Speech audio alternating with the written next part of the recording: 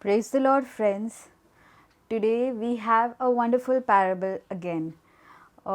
This parable is about why Jesus praises the sinners, the tax collectors, and if you have this question, we need to know this parable because we need to know why Jesus is praising them and why Jesus is criticizing the ones who are Pharisees. Why?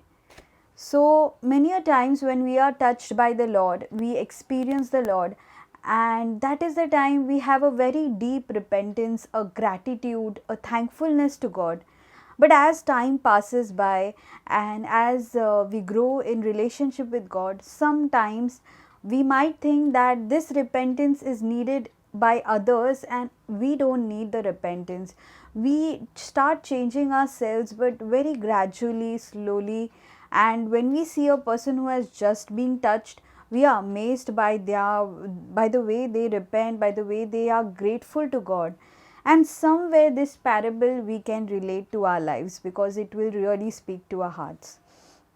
This parable is the parable of two debtors. It is in Luke chapter 7 verse 36 to 50, where Jesus was invited by a Pharisee for a meal. And that time when Jesus was having a meal with the Pharisee, there was a woman in that particular town, and she was a sinner. And therefore, when she got to know that Jesus is in this house, she ran there and she started weeping at the feet of Jesus with her tears. And then she kissed his feet, she wiped it with her hair, she kissed his feet, and then she put an ointment at his feet. And that is the time the Pharisee who was present there, he started judging that woman in his mind, that if Jesus would have known, if he is really a prophet, he would have known who this woman is. And that is the time when Jesus understands what Simon the Pharisee is thinking in his mind, and then he tells this parable from verse 41. A certain creditor has two debtors, one owed him 500 denarii and the other 50. When they could not pay, he cancelled the debts for both of them. Now, which of them will love him more? Is the question which Jesus asked Simon the Pharisee. And Simon answered, I suppose the one for whom he cancelled the greater debt. And Jesus said to him, You have judged rightly. Then turning towards the woman, he said, Do you see this woman? I have entered your house. You gave me no water for my feet, but she has bathed my feet with her tears and dried them with her hair. Then you gave me no kiss, but from the time I came in, she has not stopped kissing my feet. You did not anoint my head with oil, but she has anointed my feet with ointment. Therefore I tell you, her sins, which were many, have been forgiven, hence she has shown greater love. But the one to whom little is forgiven loves little. This is the parable. And what do we learn from this parable? Now, here Jesus is telling that there are two people, there's a creditor, and there are two people who has owned him 500 denarii and 50 denarii. Denarii is basically that time's daily wage of a worker. It's a Roman coin equivalent. And so 500 days and 50 days. Obviously, if both are forgiven, both the debts are forgiven, the one who has 500 will love more. That is what is the answer which Simon gives. And then Jesus tells him, yes, she is forgiven more, so she loves more. But what can we learn from this parable? What is the point of the parable? The point of the parable is this, that is really the sin of the sin of the woman greater than the sin of Pharisee?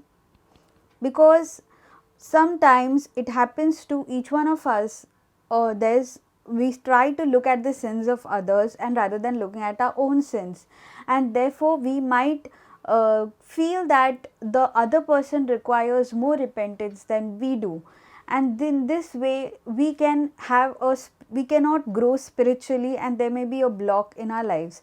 Here Jesus wants to say that if you are aware of your sins, if you are aware of your sins, or if you are aware that how much God has forgiven you, you will also be grateful like this woman. Simon the Pharisee here we don't know what happened actually, because normally the me it was a tradition that you know, any rabbi or any teacher who used to teach in a synagogue, so they used to call them for a meal. So probably Jesus must have preached a wonderful sermon, and this woman had a repentance after listening to that sermon. But here we see that the Simon, who was the Pharisee, he was sitting right beside Jesus. He did not think that that sermon or that talk was for him. All that he could see is that it was for somebody else, or it is for this sinner woman. So when we don't consider ourselves as sinners, that is the time we too can become like a Pharisee. We too can feel that it is for somebody else, it is not for me. And therefore the gratitude and the love which this woman shows, the way she forgets everybody and she just opens her hair and wipes the tear, she's full of repentance, she's crying, she's washing, she's rubbing the feet of Jesus by her hair. That means a normal woman will not do such thing in front of men, like leaving her hair. Means she's totally forgetting others in front of Jesus. He has so much gratitude, so much of thankfulness. And she's kissing the feet of Jesus, showing, you kiss the feet of a person who saves your life. Means she is considering Jesus more than a prophet, which Simon the Pharisee could not see. He couldn't see beyond. He couldn't see Jesus beyond. She did some special things for the Lord because she understood where she is going wrong and she accepted the forgiveness of God. When we don't know where we are going wrong and when we don't accept the forgiveness of God, we might become cold towards God. We may not have that gratitude towards God. And therefore, what lesson we can take from this parable is this, that through religion, or actually a person can be a believer externally and do all kinds of acts of piety, which is important, but very important is the internal believer, a believer who has that contrite heart, who is having the love towards God, trust towards God, and who is having a relationship with God. Sometimes we get so much involved by the externals that we forget the very core of our relationship with God. We forget that God is a human being, a person. Yes, He is God, He is also man, and therefore He also has He's also waiting for us to go and share our feelings. He wants to have a relationship with us. We can treat him as a guest, as Simon the Pharisee treated him as a guest. But this woman had that intimacy with him.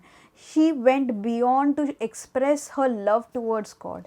And therefore, we have to take this thing in mind, that we have to see that the love is in the action, not in the words. Pharisee probably must have, spoke good words to Jesus, that you are doing this, that. But this woman, in front of everybody, she showed her actions. By her actions, she proved that she loved Jesus more. And therefore, Jesus is telling, if you are aware of your sins, if you are aware of how much God has forgiven you, not only initially when you started your spiritual journey with the Lord, even right now, your repentance will be greater, your love towards me will be greater, your thankfulness towards me will be greater. And therefore, even if a person who is matured in Christ, who loves Jesus, will make sure when he comes as close to Christ, he comes as if he's coming closer to the sun. He can see his small sins big, because the light is greater when it is closer to the sun, but when it is away from the sun, he could see his faults very small. So as we grow closer to the Lord, the person who is matured in Christ becomes more humble. He becomes more aware of his sins. He wants to change his ways more and more. He wants to love others more. He does not want to categorize, judge people. He is, even if he does little for the Lord, he has a deep gratitude that God is forgiving, loving him, and still he is in need of God's mercy, and still he needs God as a savior. And therefore he does not categorize or judge people by the way they are, because he understands that he himself is in need of mercy. How can he judge people and judge others who are doing wrongs when he himself needs God's mercy? So here we have to see that what we can take away from this parable, and what are the questions from which we have to reflect, is like, how do you measure your love for Christ, and how did Christ measure his love for you? This is one of the question. Do we recognize the need to repent, or are we self sufficient? Do we think that we have reached a level now we don't need repentance, or do we strive to repent and have a heart to repent? And did the Pharisee and the woman had different degrees of sin, or was Jesus speaking simply from Simon's perspective? Like, really, did that woman's sin and Simon's sins were having different degrees? Because I feel that the sin of pride and her sin probably would be at the same level, but so that Simon may understand what Jesus wanted to say, he mentioned it as 500 denarii and 50 denarii, 50 and 500, to show that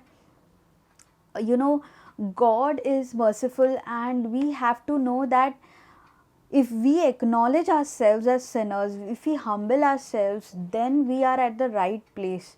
Then we acknowledge that we need God, and not only people who are going wrong, but we also need God the same way, the way others need God. And therefore this is what I want to say, and that's why Jesus keeps on telling that the sinners and tax collectors are going before you to the kingdom of God, because the sinners and the tax collectors, when they repent, they have such gratitude and gratefulness to God, that even the ones who are righteous, they fail to have it over time.